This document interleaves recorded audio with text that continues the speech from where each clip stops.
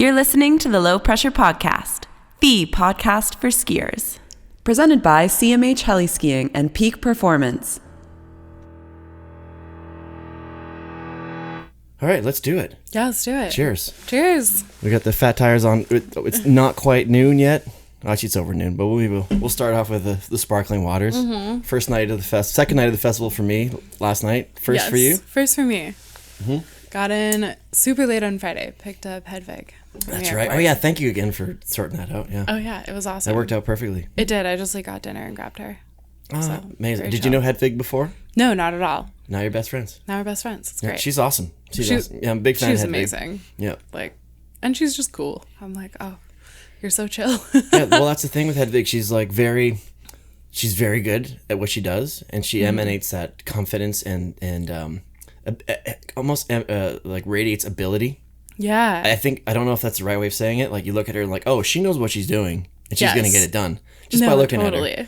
And we've had this conversation. Some people are like, whoa, I don't know how to take that, but she's like the loveliest person. She's just lovely. Super chill and cool and kind of goofy. Yeah. Like, she's great. No, and I loved the quote from last night where it's like, she's, buttoned up, no dangly pieces off of her backpack. Oh, in the movie, yeah. Yeah, she's dialed. Yeah, that's it. No dangles. No dangles. No dangles. Yeah, no danglies. That's amazing. Yeah, I feel like I'm semi-dangly, a lot of the time. Really? Depending on the activity, yeah. I don't know. We've known each other very long. We've had, a couple conversations here and there. And then I got to watch your interview at I Have 3 Out Girls last night with, was it Amy or Alex that interviewed you? Amy interviewed me. You're right. Yeah. And I was like, okay, this is, I made sure I was there for that part. I need to know what I'm getting into tomorrow or for right now. And I'm like, oh, she's just mellow and chill. So maybe I have to go for a run and bring my energy down a little bit and match hers. I went for a run yesterday. It was my first live interview. And I've had so many interviews at this point, but having a live one, you don't get to be like, oh, scratch that later. You were in front of people. You can't tell them, hey, make me look good. Yeah, Amy was like, do you want questions ahead of time? And I was like, only if you have a real curveball. Everything else, just I don't care. Mm-hmm. And so she gave me her one curveball question ahead of time, and I was like, okay, I'm very grateful. Which one was that? It was, what did you learn about yourself during filming? Oh. And I hadn't been asked that before. And it actually took some thought. I was drinking a beer, talking to Mitch, and kind of mulling it over in my head. What was it? I said 2 things. Mm-hmm. One, that I love helicopters. That's right. Yeah. Yeah, that's right. That's the biggest laugh of the night, I think, too. I think it was. I feel like the delivery must have been good. I didn't think it was that funny. But nailed it. Thank you. But then I said, that when you're making a film like this and you're kind of in charge of all of these very big decisions, and sometimes you're flying blind, sometimes you're in front of a big media team, that it takes, you have to have pretty solid nerves. You kind of got to be able to put up with risk, put up with, some of this stress associated with it. And prior to filming, I don't think I understood that I could do that. Mm-hmm. It was such a lesson to be I am capable of operating under this much stress. My nerves are actually of steel. So many of the decisions I made were relatively blind. Actually, in retrospect, I'm surprised I made that many right ones. Just throwing darts at the wall, hoping they hit the right spot. Yeah. Because I, at the very beginning, didn't really have any mentors or anything. Right. Now I still get thrown, and I'll still reach out to colleagues, and they're like, I don't know. But I do have some people who I can reach out to, and they're very helpful. Michelle Parker has consistently picked up my phone calls where I'm like, oh my God, what the fuck do I do? Thank God. All right, so that's what we got to get talking about. I want to get to this whole process. So for people that are tuned in, they're like, what are they talking about? You're the filmmaker, producer for the Nexus film. I'm the executive producer and director. I shot stills, but I don't really shoot motion. Right, but you took what was given to you, and you put together something really impressive. So I want to, before we get to some of the specific details about Nexus film, I want to find out a little bit more about who you are. I was talking to Mike from RMU today, and we're like, who is she? Like, where did she come from? Like, what's your background? Like, you were saying last night, this is your first film? Yes, this is my first film. But I did have a background in production, directing. So I've been a commercial photographer for a long time. Mm-hmm. It's kind of funny. There's like an action sports to commercial pipeline, and I kind of did the reverse. The reverse. Commercial to action sports? Yeah. Well, yeah, and it was really specifically for this film. This was a film I really wanted to make, and I ended up enjoying the process enough that I think I'll stick around. So how did this come about? Like, are you a skier? Were you already like a participant in the culture? Were you just a consumer of the like ski media? Are you a skier? Like, how are you connected to the ski industry and like to these people? This is kind of a funny story. So I started shooting professionally when I was 16. Mm-hmm. I picked up a camera for the first time when I was 15, and people want to pay me money by the time I was 16. Not a lot of money. Right. You know what I mean? But when you're 16, $100 is like, yeah. Yeah, you're like, this is sick. I'm rich. Yeah, well, and also like you're working for yourself. Like you're not working like McDonald's, so it's pretty sick. But so I spent about 5 years in the industry, shooting primarily portraits and weddings. That was like my first taste. And then I kind of was like, I don't. 16-year-olds doing wedding photography? Yeah. Really? Yeah. Amazing. And then when the photography's over, did you just sneak some drinks after? No, typically not, because like, and it's not even to say I wasn't like a rebellious kid, because I totally was, but like you're so tired at the end that like a lot of the time you don't have the creepy uncles trying to slip you drinks. Oh, you totally do. People will be like, you can't take our photos until you take a shot, and you're like, I have been on my feet in fancy shoes for so long, and I have school tomorrow. Yeah, right. Well, that too, but like it was just, yeah, because like you're just like, oh man, like you're so exhausted by the end of the night that really what you want to do is go home. I mean, I know some wedding photographers who like stay and they'll party with the bride and groom, and I like always wish I had those kind of energy levels, or I did. I don't shoot weddings or portraits really anymore. Mm-hmm. And then I decided, I had this mentor for a long time, not really in any of the spaces I was in, but he was like, you should take the time to figure out a path that you want to stay on for quite a while. Mm-hmm. And I didn't necessarily feel like that was the case. I liked photography, but I wanted to take a break and kind of figure it out. So I stopped shooting in the winters. I would still shoot in the summer, do like adjacent stuff. And I, started taking different kinds of shoots during the summers, but I moved to Big Sky, Montana. I didn't really know how to snowboard, but I liked working out. So I was like, I'll be active, I'll be good. And I worked for the resort my first year, and then a ski shop the following 3 years. And I, you're skiing 100-day years, so you go from greens to like pretty advanced pretty quickly. Pretty quick. Not to say I'm like super gnarly, like you start in your 20s. When you ride every day, that's just a given. You're going to get better and you're going to know how to do it. Exactly. Yeah. So like, and I fell in love with it. It was really cool, but that was around the time I really started consuming ski media, which is really different than normal media. Like, so I would be watching these ski films and be like one girl, and her whole story was just like, I'm a girl and I'm here, which like felt very reductive at that point. And then I would like Google these people because like, I don't know who they were. And then it's like Olympian. And I'm like, there's no way this is the most interesting story this person has told. And, a number of years went by. I spent 4 years in Big Sky, and then I moved down to Teton Valley, which is right outside of the Jackson Hole area. And I just like nothing came out that was something I wanted to see, Mm-hmm. And I kind of finally got to this point where I was like, oh man, like I might as well just do it. And I had been back so after I left Big Sky, I went back to full-time photo. I had transitioned fully into the commercial realm. I had been shooting quite a bit, during this like break in that world. So I just transitioned to it full-time. I shot a little bit of action sports, quite a bit of editorial, quite a bit of commercial. And that's kind of my bread and butter. And with commercial, I operated closer to like a production house sometimes. It was kind of an interesting mix. Like sometimes you're brought on to shoot stills. Sometimes you're brought on to stills and direct. And then other times a client will hire you and you're like going and finding cinematographers. You're going and finding editors, stylists, casting models, mm-hmm. the whole gamut. So they just put you in charge of making sure that the set and what they need is ready to go. Yeah. So you're not just a cog, you're the machine with yes. Or you're the machine directing the cogs. Yeah, so when I started Nexus, I had a lot of experience operating in a producer director role. you know, I had quite a bit of experience managing teams, much smaller scale. And I was pretty good at pitching. And honestly, even at that point, probably what was a strong skill set was like, I'm fine with rejection. Like, someone tells me, no, I don't want to work on your project. Like, good, it probably wasn't a good fit. You know what I mean? So before we even get to that, like, I want to dive deeper into some of these, like, decision makings and some of the, like, the thoughts behind it. So you're like, okay, I like ski media. I'm kind of now involved in this world that I'm really enjoying, this path in my life. And I'm watching the ski media that just makes me go, what? Like, there's something missing.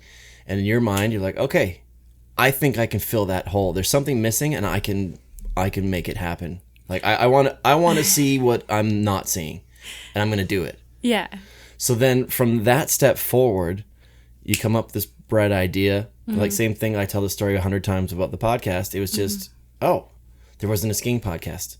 Yeah. So I was like, I'm going to do it. So I, before bed, wrote a bunch of notes down and then started that process. So was there a specific moment where you're like, I'm just going to do this? And then was it, how the hell do I do this? Yeah, more or less. So I talked to Katie and Sophie. I texted them one night. Katie Lowe and Sophie Dannison. They were helped me out as producers. Sophie was our director of photography. Katie also shot stills on the project. They were involved from the get-go. I texted them and I was like, hey. And, you know, I knew them. We had similar discussions of, like, where is this film? And I was like, you know, fuck it. We should make it. So we go and get a beer. We talk through it and, like, some of the more details. And Sophie's like, we're going to have to raise a lot of money. And I was kind of like, how much? And she tells me a number. And I was like, okay, whatever. What number did she tell you? She told me $100K. And then we ran at the budget. And, like, at minimum, it was $200. So you're going from... And we raised $225. Holy smoke. Congratulations. So you're going for your very first project. So people that are listening to this right now who maybe have submitted their films to IF3 and all this kind of stuff, and then their brain right now, they're going, what the fuck? Like, it's hard for some people to scrape $5,000 together. And you're pulling in 200,000, 225-ish? Yeah, it's shy of $250,000. All right. So let me ask you this. And I'm sure you'll get into it, but with that process, did you have specific brands targeted, or are you just extremely skilled at writing a pitch deck? Both. Okay. Please elaborate and explain. I'll let you carry on. Both. We had a really good pitch deck. I think it was a collaborative process. Katie is a really strong writer. And, you know, we kind of built out this pitch deck, and it was really in depth. People really liked the deck. They felt like it was quite trustworthy. And so I came from the commercial world. So, like, asking for money is, like, pretty standard. And I think, you know, I have gotten this question in a couple interviews where people are like, hey, you know, if you go back and tell yourself, like, what this process would look like, what would you tell yourself? And I'm like, I wouldn't go back. Like, what honestly was the strongest asset was, like, I had, like, unhinged confidence going in. Like, I would be in these meetings and, like, people would be like, well, I can give you, like, $15K a product. And I'd be like, no. And they'd be like, well, you have no proof of concept. Like, we don't even know how you're going to make a film. Like, how are you going to fundraise? And I was just like, well, like, obviously I'm pitching right now. So. So you just, like, didn't give a shit. Just, you're able to, are you the type of person that can eliminate emotion from specific moments in time like that? No. I mean, yes and no. I got beers with a friend a while ago, and he gave me my favorite compliment I've ever gotten, which was like, you're the type of person that just hard commits and doesn't turn back. And I was kind of like, I'm committed to this, and, like, we'll see it through. We'll figure it out. And there are points, you know, where you're like, oh God, like, are we going to hit all of it? Or we had it on a segment. It was like, oh God, you know, we still had like $100K left to fundraise at that point. And, but, you know, the thing is, and, like, I had quite a bit of experience negotiating, is, like, if you go in afraid, you won't get it. Right. And so it's less of like, oh, I can eliminate emotion. It was more like, I'm familiar with the strategy. I'd been shooting for so long that, like, you get lowballed, and, like, that's okay. People have budgets, like, good for them. But you also need a set amount of money. So if they can't accommodate that, then, like, that's totally fine. It's not a good fit. You move on. And that was something I was very familiar with. So how do you counter the lowball? Someone comes to you, say you're asking for $10,000 or something, and they're like, best we can do is $5,000. What's your answer? For 5K, we can do these deliverables, but nothing more. Okay, so you have options. You give them your tiers, their levels. Yeah, and there's like a minimum number of cash that you'll accept, you know, like right.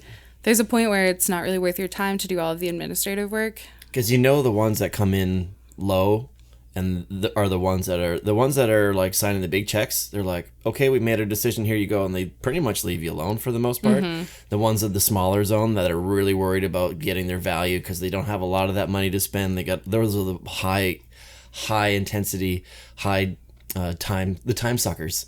Yeah, right? The ones you got to spend a lot of your time dealing with those smaller ones because they want to make sure that value is returned because they don't have much to share, which is kind of that funny little.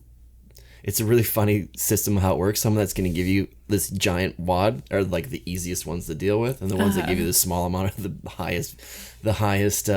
What's the word I'm looking for? Highest maintenance, probably. There you go. Yeah. Yeah. No, I mean, like, that does hold true. I think, like, it's understandable. They're, like, giving you a bigger percentage of their overall budget, but, you know, you can't make a film on, like, a bunch of 5K sponsorships, and it was, like, we all understood that, like, every deliverable, when you're turning it around, it costs money. You're paying an editor, you're, like, trying to incorporate it into filming, you were communicating with brands, seeing their involvement with various steps of the process. Like, it is pretty intensive to even just do sponsored communications, let alone deliver things. Like, there's just a lot of steps, and there's, like, there's a point where it's like, okay, like, I appreciate that you're interested in the project and that you want to contribute, but on our end, it's too much, like, it's not enough money for the amount of work that we would put in. Absolutely.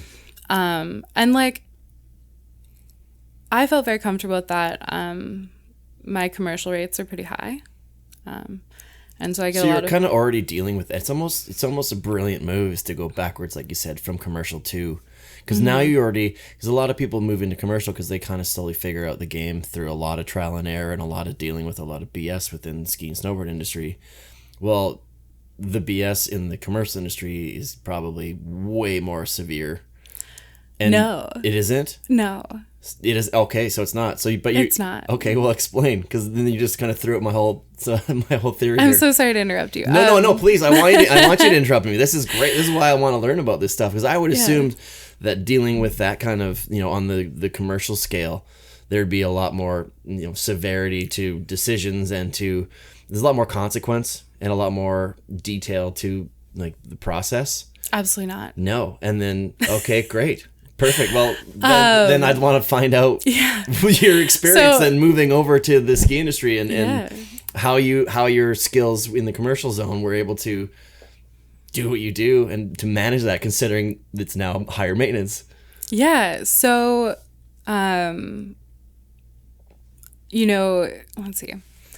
Where do I want to start with this one? So, you got to be careful. No, I don't necessarily have to be careful, but so commercial, like, first off, the most bullshit section is editorial. I do quite a bit of editorial and like, fuck. Magazines steal your work so much that it is genuinely such a pain in the ass to hunt them down. Oh, like they'll take a photo and they'll run it and not pay you kind of thing? Is that what you mean? Like I had a magazine run, like a quarter of their magazine was my work. I didn't authorize any of it. And I reached out and I was like, hey, you need to pay. And they like sent me just like the most angry email, and I was like, this is fine, I'll just contact my lawyer, you know what I mean? Which, whatever, just that's the most pain in the ass section, interestingly enough, and it pays the least. But commercial as a whole, it's just these shorter scale things. And a lot of the time, the nice thing with commercial is you get a client and they're like, okay, this is my vision. And at that point, I was good at hearing these words and like translating that into imagery. So you work with the client to be like, okay, like, here's your mood board. What do you think? And they have a set list of things that you need to do for them, whether that's like full production or just shooting stills or some mix of the two. It's a lot more execution than it is planning. I mean, there's a lot of planning too, but the thing with a film is it's so long format that like, you have to consistently make decisions and like see them out. Like, so this is kind of a sidebar, but there's three types, like there's three things you can do when making a decision, and I'll rank them from best to worst. First is you make the right call. Second is you make the wrong call. And the worst is if you make no call. And I was aware of that. But, like, you have to make so many decisions that, like, if you ever feel a little paralyzed, you have to remind yourself to just break through, because there's just so much beginning to end. And there's so much to organize. There's so much to be in charge of. You have to deal with weather in a way that you don't with commercial stuff. Like, just shooting stills commercially, or even dealing with video teams, like, you can work around weather. Like, it's very easy to fake it. Ski industry, you get thrown for loops. Like, I would be, and especially this last year, it was not good snow. And I would be there, like, calling permit offices, like, way under the mandatory time that, like, you have to submit a permit by, asking them to make an exception for me, which largely worked. But, you know, it's just, like, stuff like that where all of a sudden it's, like, close to your time and things aren't aligning. And so you have to backtrack and be like, okay, like, let's figure this out, kind of beginning to end. And so being the primary person making all of those decisions, like, there's so many more of them that it is harder. Whereas, like, commercial, you execute. Like, if there's a change in plans, you're calm. You're like, okay, we're going to change it. I know how to do this. Like, it's a ton of these short form things. So you get really good at the process. Right. Whereas, like, I have really good documentation of beginning to end of, like, what I would do better next time, what actually went right, lessons that I learned that I don't want to learn again. Do you journal them or document them, like, as journal style? Google Docs. Yeah, fair enough. I liked your you make the right decision, you make the wrong decision, but the worst is to make no decision. Mm-hmm. As soon as you said that, it just resonated in my brain, because I do that a lot of times. I'll be paralyzed on making a call, or I'll procrastinate something specifically because I don't want to make that decision until I really have to. And then usually when I do, I'm like, oh, that was so easy. Why didn't I do that before? But it's like that paralyzing moment where you're like, I don't want to make this decision because I'm overanalyzing what the outcomes will be either way. Or I know the outcome. I know the option I have to go with isn't my preferred one, but that's the one that makes the most sense, but I still don't want to send it off anyways, just because it isn't the result that I ultimately prefer. It's not my A choice, it's the B choice, so I'm just going to hold off on it. So I'm going to think about that too, because I make, same thing, so many of those decisions in my own life and with the podcast and with all the other bits and pieces in the projects, and that's going to come in handy for me, I think. I'm glad. But yeah, like, the scale of this project was on par with, like, honestly, some of these bigger media companies. We get a lot of people reaching out for submissions to festivals or wanting to screen. A lot of time they're like, oh, we're also doing TGR and MSP. And I'm like, wow, this is my first film. I'm flattered that you guys are, like, listing the big other media companies as, like, who I should be aware of. Like, you should also be part of, it's well, after seeing it last night, you're on par in production quality, story, everything fits. Like, you are right there with the best movies in our industry, first try. And that's why I'm like, who is this person? This is her first movie, and she can do that. Like, I gotta say, it was really fun to watch. Perhaps we should kind of tell people what it's all. I'd like to find out, kind of, you tell me a little bit more about the segment. So can you, it's set up, it's kind of broken up into 5, I guess, storylines. Is that a proper, like, a correct way of describing it? Probably segments. 5 different segments, and each segment has is featured 2 females skiers and their stories. And then, so maybe just talk about kind of the theme of the movie, and then maybe how you came up with the ideas for those segments and how you found the people to do them. Yeah, totally. So we have 4, like, full segments, and we have our narrators, Jane and Margot, who are these incredible ladies who have been skiing together for 40 years. One of them is 67, one of them is 70. They are OGs, and they are so funny. And then we have 4 different segments, all exploring a different central theme. And I think this kind of comes back to, like, my comment about, like, there's got to be cooler stories to tell. And so we really wanted to dive in, and I think we recognized that, like, there's a ton of really good female-centered or produced movies that are, like, sick skiing, but there's just not as much narrative stuff. And so we really wanted to dive into that because we felt like that was missing. And so, we knew we wanted multiple segments. We knew we wanted to explore a different theme within all of them. And so it was a mix of things, like, that go into it. It's like, who do we know? Who do our friends know? you know, so most of the athletes that we reached out to, we knew, or someone we knew. Were the people that you selected, like, were they included as you moved through and like, oh, we got this person and we got this person, or did you have like a list of 10 and then you like isolated it to 5? We had a list of 10. We had a list of 8. So one of our segments came on the second year, and we initially just had 3. So we had a list of 8, and we kind of developed the storylines that we wanted to tell with them. We had a kind of just like a narrative pitch deck. And so we reached out to them and we were like, hey, we really want to make a film with you. This is the idea we have.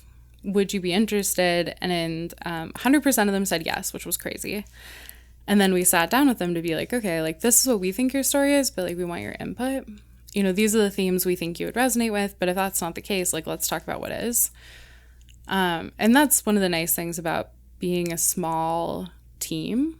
You know, the downside is that at any given time I was doing like 15 people's jobs. The upside is you can take the care to tell people's stories the way that they want to and not stomp on them essentially, or like really put your own spin on it. And so we had them weigh in, and then we built out the rest of the pitch deck to go through things like marketing, distribution. So you had the storyline in place before you put the pitch deck out? We had like a smaller pitch deck first, and then we finish it out. Once you and you kind of, it's a work in process. It's not like one task and then the next task. It's not we get the money, then we create the film. It's kind of a blend. There's more of like concrete steps. So you do your concept first, right? Then you make sure your athletes are on board, because you can't like go pitch if you haven't talked to your athletes. And then we built out the rest of the deck based on like, where do these guys want to ski? Where are the conditions good? Because you have to put a timeline in, or you should put a timeline in. I guess you don't have to. Like you said, permits and all that stuff, weather and logistics and locations and. Well, and we had no proof of concept. We had to be dialed in our pitch deck, or like these people wouldn't have taken us seriously. And so well, then once you do get people signed on, and you're like, oh, we know this athlete, we know this person, we know this person, so that definitely adds, I'm sure. It does. And so we put together the pitch deck, and so we did 2 different seasons of pitching. The first year, we raised just enough to film like a trailer, which is not the one you saw. It was like a little internal use thing. And then we walked into the second year of pitching, and one of the huge things of the first year was Red Bull had signed on, and that gave us the power where people started to, like, the dominoes fell. Was that Red Bull and then Michelle Parker, or was that Red Bull through Michelle Parker? Red Bull through Michelle Parker. So I met up with Jake, who was her Red Bull contact. I just finished shooting Natural Selection. Sophie had finished shooting something else, and so we met up with him at JHMR and got a drink, and we were like, we were like, okay, great. Do you want to hear a pitch? And he was like, no. He was like, we love Michelle. We want to support Michelle. She really believes in the project, and your pitch deck is beautiful. Like, we can give you this much money, you know? And it was like the easiest thing. And you're like, I got these beers, bud. Yeah, no, he bought them too. I was like, let me buy you them. And he was like, no. And I was like, all right, cool. And so that was kind of the big turning of the tides, because a lot of the other time we had 2 larger problems, one of which were people were like, this is a big budget, how are you going to get it? And I was like... And a lot of people are going to be, Red Bull's in, so they have to show proof of... they've got to prove that they know what they're doing, but also Red Bull's in, let's jump on board because we can piggyback on their weight. Yes. Right? Which I'm sure you got a lot. Yeah. And the other thing was kind of and I wonder if I'll encounter this the second time.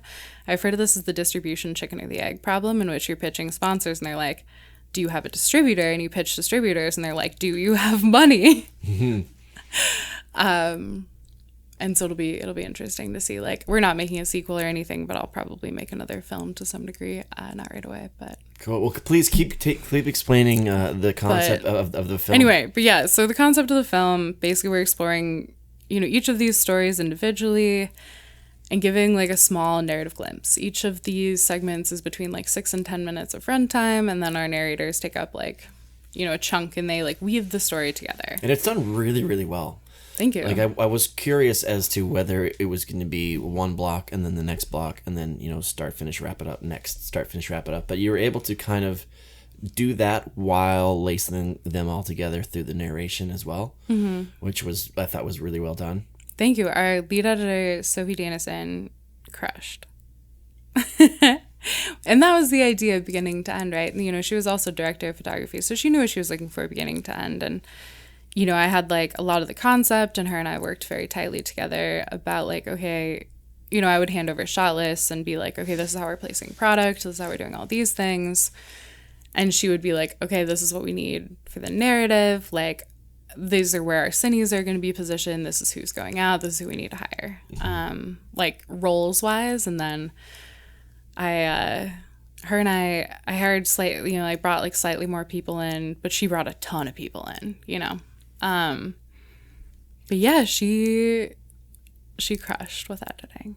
It's a fantastic job. And it's interesting hearing you say these things, because I'm listening to someone like what we addressed before. You came from this side and you brought it to skiing rather than the other way around. And I've had many of these conversations, and it's usually focused on, well, we were trying to, the conversation always goes to the location scouting and the struggles they had on the hill. It's the first thing we talk about, and then we talk about kind of back end business and organizational stuff. Whereas with now, and I usually try to let the conversation go to where you want it to go, and now it's like organizational stuff, and then I'm sure we'll end up talking about that. So it's really interesting to see that different approach from you. Like I said, who is this person? Where did she come from? Why is she able to do such a great job with this? And like, what's her background? So that it's really fascinating that you have come from that spot where you've done these high-end productions, you know how it works, and you're like, all right, how can we adapt this to skiing? Maybe that's the next way of doing things. I wonder if we're going to get other people following your lead. I think that would be really cool. I think it's a different ballgame, but it's very fun. And like working with these big teams on these very long shoots, I mean, it was a blast. So how long was the project start to finish? 2 years start to finish. It took us 2 seasons to get fully fundraised, so about a year and a half. And then we did one big production season. So this last winter I was traveling a lot. Were you on site for most of them? All but one. Which one? Nurse segment. Lucy Sackbauer, Ingrid Stensvag, which was funny because I lived in like Jackson at the time, but and then you just live in Sun Valley. But we shot in Jackson. Oh, did you? But that was one set I wasn't on. I had been really pushing hard, both with like commercial stuff leading up to it, because you know this ran through my production company, which like I knew there was going to be cash flow problems. You have to have a lot of extra cash lying around, so I do work hard to get it. A little bit of some side work. Yeah, well, and like leading up to it, I had just been like hustling really hard for about a year, and I had been planning on taking a trip earlier that year, and then we put the Revelstoke trip on it, and so I went on that one, and then I set this trip up on another set of dates, and then we later found out that those were the only dates that worked for the nurse segment. I asked everyone else, I'm like, all right, if I leave you with shot lists, if I leave you with a very detailed to-do, like, are we going to be fine? Put me on FaceTime and let me, like, what? No, I was like, please don't call me. Oh, yeah. I was like, call me in an emergency. Because you think that's kind of the most straightforward, you guys can handle it segment? Walking through a hospital.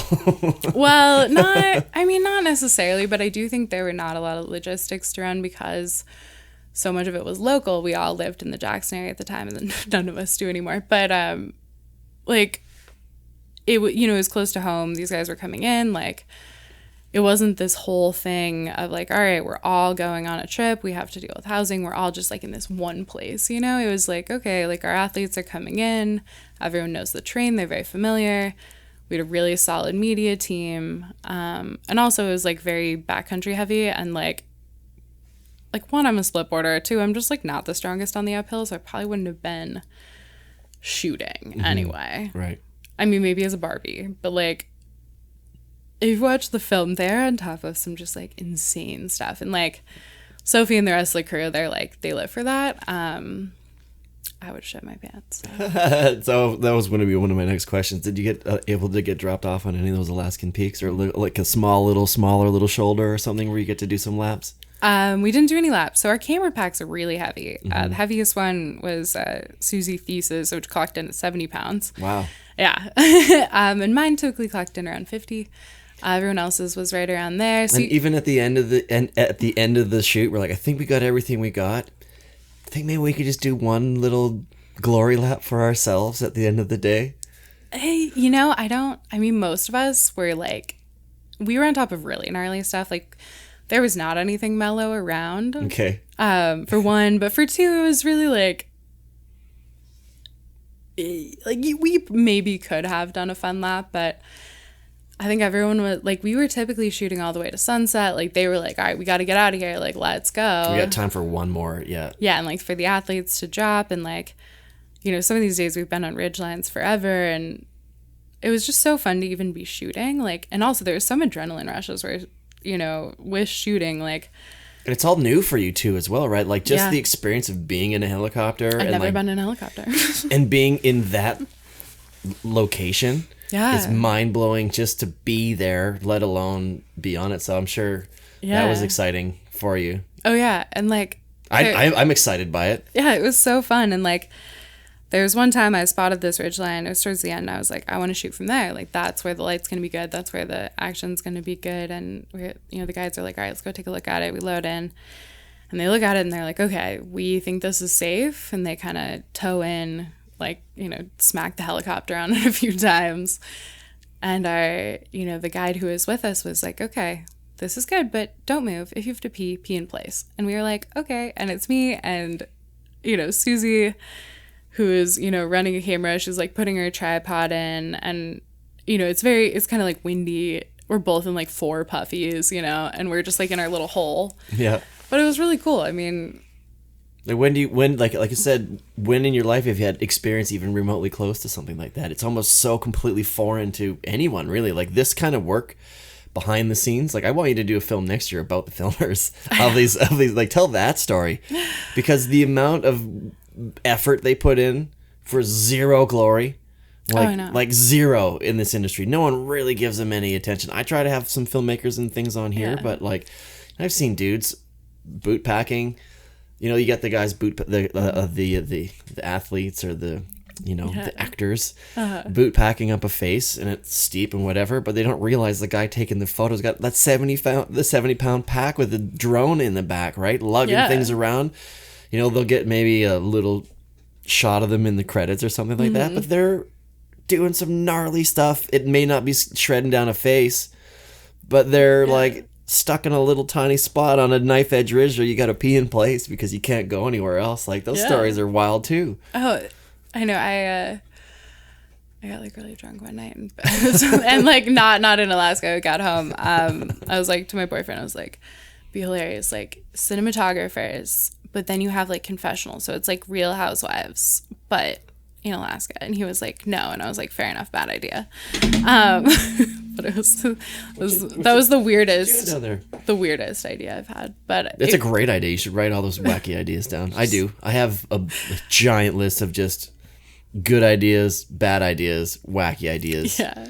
Just one of them will stick, right? Is that how you do most of your things? Just write down an idea? Or do you have these grandiose ideas and they're like, I'm going to do that one, and there's no room for anything else?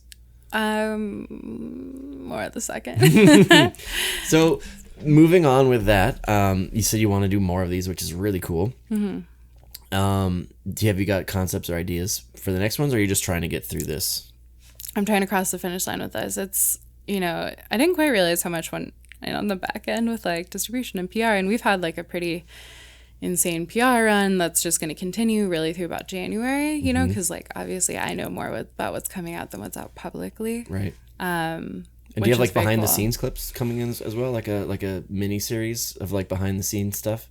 Probably not. I think our editing team's kind of over it. Like, maybe at some point, but we have enough of this film already. Yeah, they're like, well, and you know, it's a small team. Like we're all doing a lot of people's jobs, but we didn't have an army of unpaid interns to rack our footage.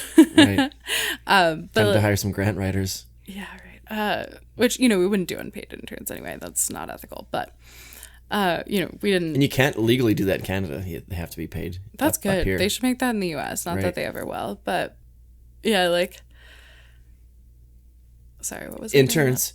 Another film. Another film. Yeah, trying to just get through this one. I think, like, obviously there's like ideas stirring around, and I think like, you know, I've gotten people reaching out to me to work on their film sets or whatever. So like, I think I can be involved in films to some degree if I'm, you know, kind of picking and choosing projects. throughout this winter without having to like go fundraise again. Thank God.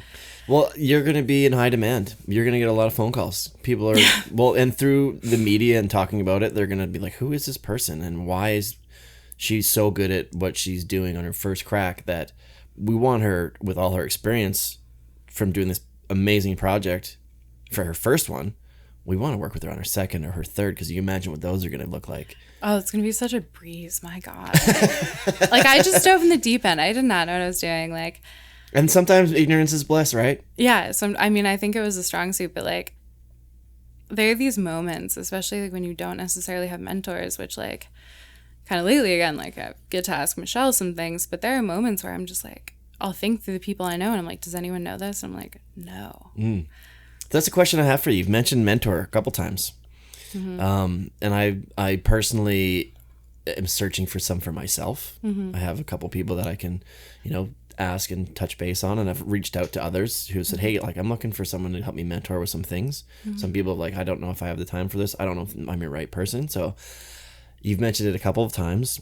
So how do you go about, finding somebody who is a mentor, or falling into those roles with these people? And like, do you search them out? Has it just kind of happened, serendipitously? I didn't have one. Like, the only mentor I've had really was like, so I have this high school art teacher who was phenomenal and like gave me so much life advice really through like my early 20s, and he might come to one of the premieres, which would be huge, but good friend, but obviously knew nothing about films. And I flew blind the whole time. I usually was the most knowledgeable person, and I didn't know jack shit. But I would figure it out, like I knew some stuff, and I'm fine making decisions and like, weighing my odds. And I would try to get as much information as I could about the decisions I was making from peers, but like, I did not have a mentor, period. And like, I've had a number of people now like ask me for my advice on things, which like, I have a lot more to learn, but I've tried to take as many of those phone calls as I can, because like, it was hard to be in that position. Like, it's overwhelming at times to be like, wow, like I can get as much information as I can, but it's never going to be as much as I should have to make this call, and I'm just going to make it. Make it, don't make it, be paralyzed. Exactly. Make it, don't make it, be paralyzed. If you make the wrong call, you go and you redirect the ship. Right. Interesting. So you have mentioned a couple mentors. Is these just people that you throw ideas off of, and you just even though they're not maybe mentoring you on the specifics, they're just people that are good listeners? Well, it's more just like that. It can guide you. I feel like I mentioned it more in like the like I didn't have them. I think at this point, like, it's been great to have like a friendship with Michelle, because she knows so much more than I do, that there are times where I will be like, hey, can you answer this question for me, or give me some context with like what you know so I can make this call. And she knows usually a lot of it. And then there was other people along the way who really helped, or like in like really specific realms. Like, we're in Alaska, and this cine named John like really helped me through a lot of navigating helicopters and like some of the negotiations and terminology, and like that was incredible. Like I really needed that, because heliops, it's a whole thing. And so there are people along the way where we asked for help and they were able to help, but a lot of that kind of big director stuff, like, it just falls on your shoulders. And like, sometimes you have a really good crew where like, and we had this in Alaska, it was a phenomenal crew. And so like, there was one day I'm sitting in like the lobby of Alyeska, and I'm staring at my laptop trying to figure out what gear to order. I don't shoot motion. Yeah. And I'm like looking at the screen and clearly looking upset, because Susie comes down, sits next to me, pulls out her laptop and go, all right, what are we doing? And I'm like, she's there as a cinematographer. She's not getting paid to help. She just does it because we're friends. And I tell her, and she helps me for a while. And then Austin, our drone pilot, comes up and he's like, all right, why are you guys looking so upset? And pulls out his laptop to help. And then he eventually was like, okay, we need to all get off campus. You two look like you're about to cry. Like, let's go figure out something more fun to shoot. There might be a good sunset. Like, we'll go get margaritas. We're going to figure something out. And so we were both just like, okay, we're going to leave campus, But that kind of stuff, like, there was very supported moments. Right. But I think at the end of the day, I think I had to be comfortable not having anyone I could call to be like, what decision do I make? I had to call people and be like, can you give me context? Right. And it's going to be interesting because now you're going to be with what you've achieved and what people are going to see you've achieved. You're going to end up being in that role where people are going to be calling you, being like, "Hey, how do you do this?" You're like, "I don't know, man. I just figured it out. Figured it out." I did like 10 pitch deck reviews this week for some friends. Like, I keep getting so many people asking. Like, sometimes I have time, sometimes I don't, but yeah, no, I get calls. And like, I try to keep my feedback pretty honest. I try not to like destroy anyone's dreams. You should set that up as a side business, as pitch deck consultation. Yeah. Or like your little side hustle when you need, like you were saying before, your little side hustle going on. You'd be like, all right, it's going to cost you this much. We'll review it. Yeah. Put it out there. I know. Well, and either that or like, I think I want to be in like a executive role in one more film before I truly have like the confidence to put something like this out. But putting out like resources, like, okay, you can buy this like film budget template Google Doc. Yeah. You know, like that's already a spreadsheet, already Absolutely. auto-calculates. Do and it it has all the categories, or like here's like a pitch deck guide for like what you need to include. That would be so unbelievably valuable for so many people in our industry. Yeah, and then I can just link it to people. Yeah, or just sell it as a program or a course, or do however you want to do it, or set it up as like a consultation fee, and this is included in the fee. Yeah, or like probably like an e-commerce shop would be Can you turn that off? Yeah, I'm sorry. Oh, it's probably Lucy because we probably have to go. Okay, we got a few minutes and then we'll. All right, cool. We'll roll her. Yeah, I'm gonna turn this off. Sorry, I'll turn on Do Not Disturb. It's been quite the week. You know, you're going to be heading down to the Arc'teryx. There's like an Arc'teryx. What is it called? There's an Arc'teryx film festival this evening. It's a film festival. Okay, right on. It's super cool. So much going on this week. Oh yeah, it's gonna be hectic. But yeah, we're heading down. Lucy and I are driving down to that soon.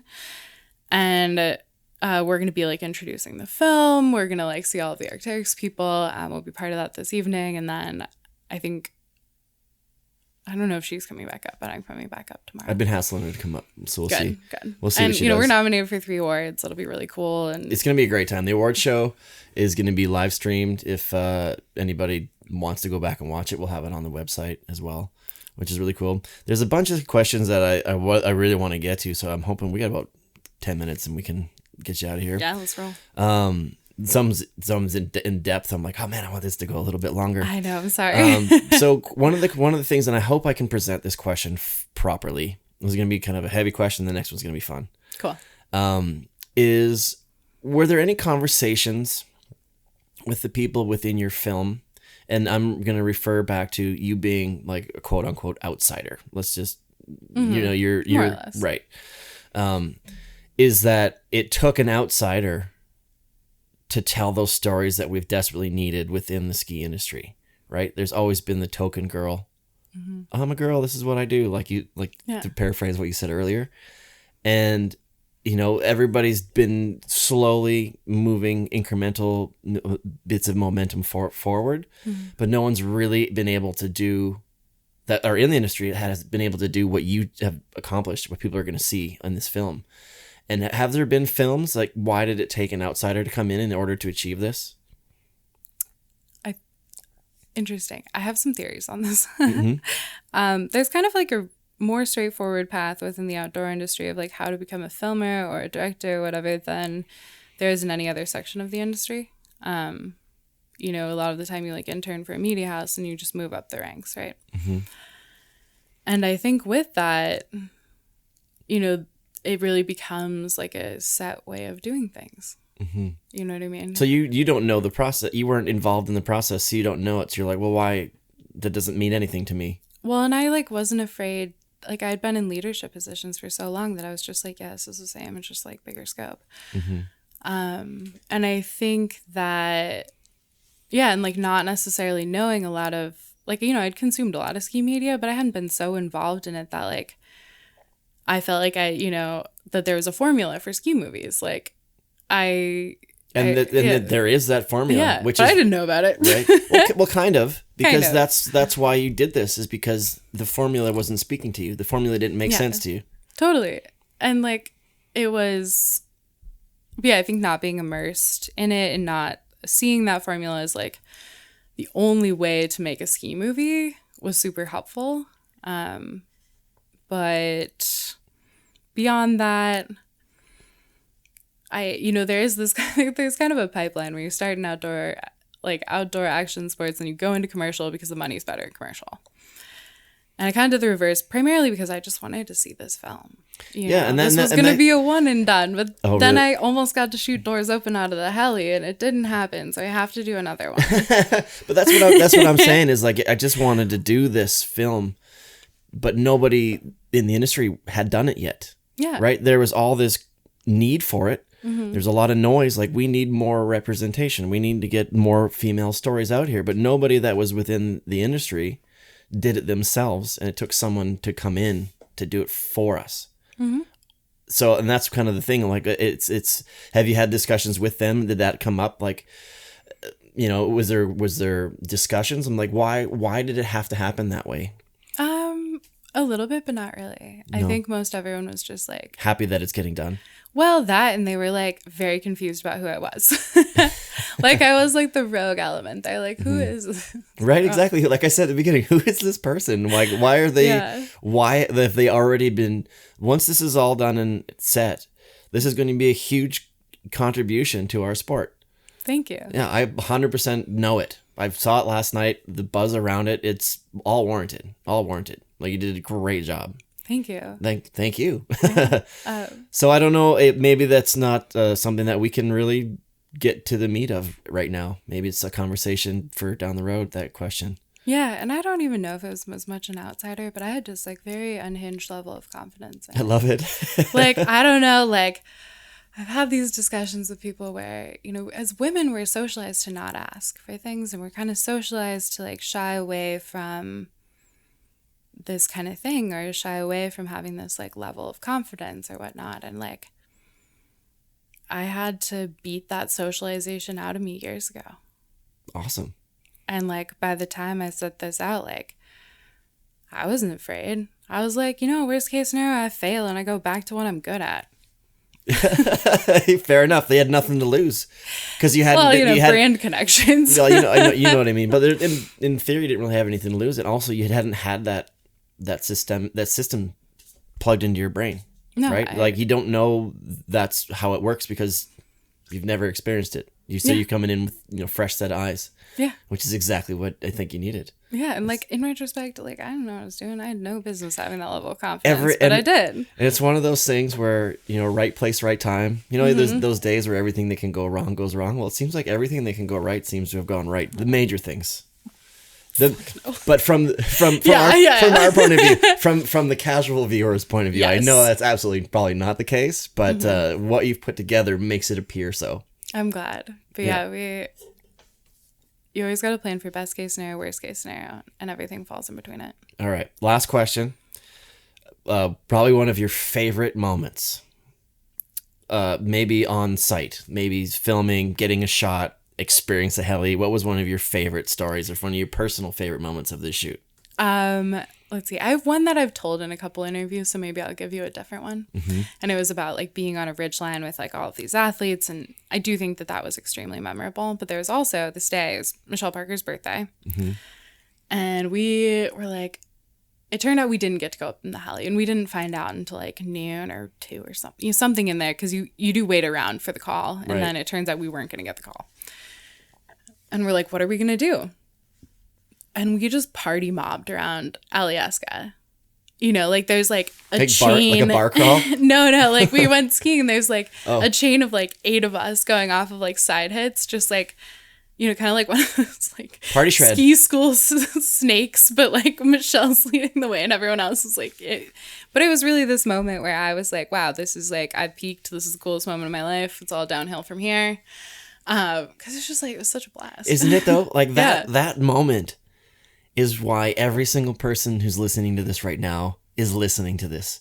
That's why everybody buys those magazines. That's why people watch your films. That's why people like scour over gear guides. That's why people like obsess over their gear and get up in the morning and plan their lives around holidays, is for that exact moment. Yeah. Right? Like, that's exactly it. Like, I have goosebumps right now because I have had so many of those. Like, for me, this last year, there's my buddy Steve and my buddy Jesse, and they both got kids. I work during the day, they work during the day, and every Thursday We meet up at the hill at about 2:00, right? Nanny or the kids in daycare. One guy finishes work at like 1:30. We meet up at base 2 at 2:00. Sunny, snowing, doesn't matter. And we ride the chairlift, and we can do 2. If it's a nice sunny day, we'll do 2 or 3 like super fast laps. One small little zone, grimmer laps. We sit and shoot the shit on the chair, and then we're riding down. We're like, oh man, I saw you launch that thing or whatever. It's the best moment. That's the reason what we do it.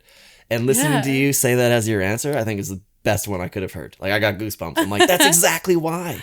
It is why. I mean, like, part of the reason I created this whole thing was like I had this sick girl squad of Big Sky, like push each other really hard. We had some days where it was just like we'd be like white out on these like on top of the tram, like seeing a ping pong ball, and we're like, oh, I hope we're not like running into a scree field because we know where we are. But you're having the best time of your life. You're having the best time of your life. Everyone's laughing. You're like, we all take a break and we're like, where the fuck are we? And take some selfies. You know what I mean? Like, absolute ridiculous. Or like, that was so much of my experience in the ski world was just like having a blast. Like, I was out there for the joy of it. I'm not that gnarly. I never competed.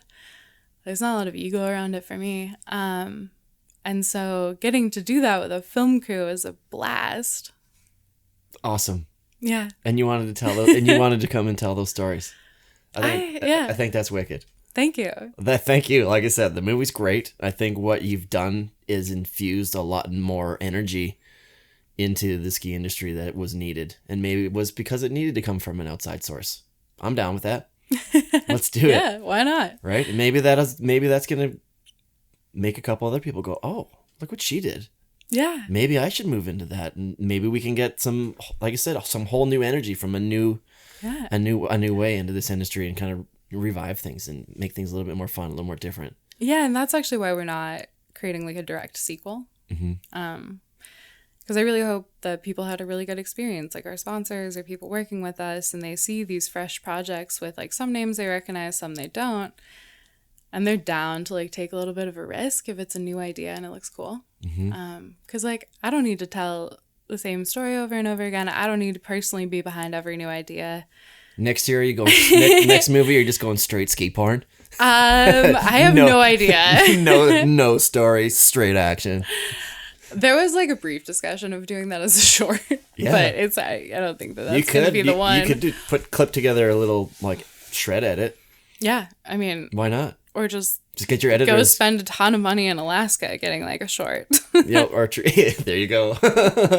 Awesome. Well, when is the film going to be released, and where can they find details about the tour? You can find details about the tour at nexusfilm.com. So it's NXUS. The NEUXUS was taken /tour. But it's like us together. NXUS. Nexusfilm.com /tour.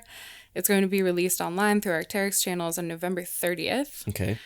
Which is going to be very exciting. We have a ton of tour stops. So if you're in the Mountain West or in the Pacific Northwest, international, Europe, Japan, we have festivals or stops, and we're adding more and more because our inboxes are flooded with requests. So keep checking the tour sites if you want to see it before then. And if you want to watch it from home, November 30th is your time. Awesome. And then how can they find you on the socials, or Nexus on the socials? Yeah, so the Nexus handle is the same, NXUS Film. That's the Instagram. And then my Instagram is at Shannon.Corsi, Corsi. And you can follow along for some nice pictures and some weird unhinged stories. Very cool. Well, you've made a great film. Thank you. Really interesting. I loved it. I love the message. And I love, like I said, that there's this new energy.